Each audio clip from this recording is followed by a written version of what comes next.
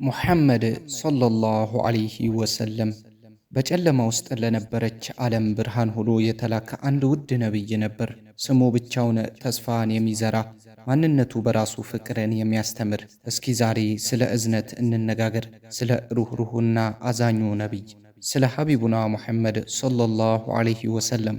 ስማቸው ብዙ ነው፣ የክብራቸውና የልዕልናቸው ማሳያ። ነገር ግን ከሁሉም ስሞቻቸው መሃል ልክ እንደ ሁለት የከበሩ ዕንቁች የሚያበሩት አሉ፤ ረኡፍና ረሂም፣ ሩህሩህና አዛኝ። እነዚህ ስሞች የጌታችን የአላህ ስጦታ ናቸው፣ ለእርሳቸው ብቻ የተገቡ ልዩ መገለጫዎች። ጌታችን ለዓለማት እዝነት አድርገን እንጂ አላክንህም ሲል የፍጥረታት ሁሉ የነፍስ መድኃኒት አድርጎ እንደላካቸው ነገረን።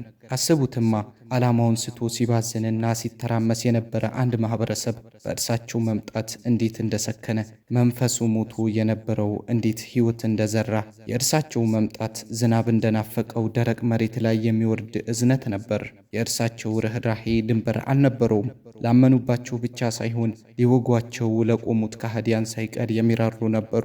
እንስሳት እንኳ ብሶታቸውን ለእርሳቸው ያቀርቡ ነበር፣ እርሳቸውም ሐቃቸውን ያስመልሱላቸው ነበር። አንድ ታሪክ እናስታውስ።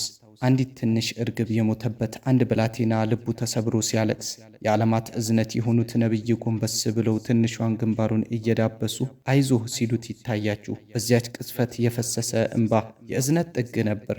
ለፍጥረታት ሁሉ ማዘንን በተግባር ያስተማሩ ውድ ነቢይ ጌታችን አላህ ራሱ ይህንን ውብ ባህሪያቸውን እንዲህ ሲል መስክሯል። ከጎሳችሁ የሆነ ችግራችሁ በእርሱ ላይ ጽኑ የሆነ በእናንተ እምነት ላይ የሚጓጓ በምእመናን ላይ ርኅሩህ አዛኝ የሆነ መልእክተኛ በእርግጥ መጣላችሁ።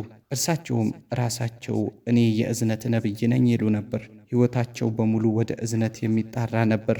አዛኞች አዛኙ ጌታ ያዝንላቸዋል፣ የማያዝን አይታዘንለትም እያሉ የፍቅርንና የርኅራሄን መንገድ አስተማሩን። እናም ዛሬ በልባችን የፈነጠቀው የኢማን ብርሃን፣ በአላህ ዕውቀት የምናገኘው ደስታና እርጋታ፣ ይህ ሁሉ የአሽረፈል ኸልቅ የውዱ ነቢያችን በረከት ነው። የእርሳቸው እዝነት ዛሬም ከእኛ ጋር ነው። ምክንያቱም እርሳቸው ባሉበት ቦታ የአላህ ቅጣት አይወርድምና። ስለዚህ በውዱ ነቢያችን በእዝነት መምህራችን ላይ የአላህ ሰላምና እዝነት ይስፈን። አላሁመ ሰሊ ወሰሊም ዓላ ነቢይና ሙሐመድ።